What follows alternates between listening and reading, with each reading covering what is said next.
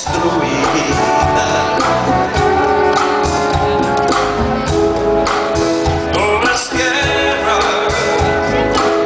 prometida,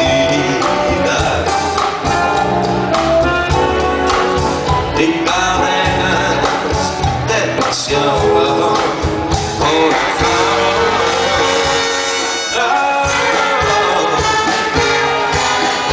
no más lágrimas,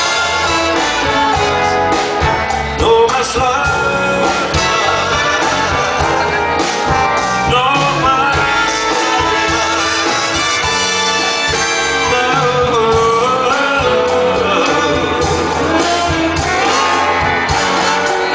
nadie puede ser el dueño de los mares del ensueño y la flor del pensamiento la deshoja el viento.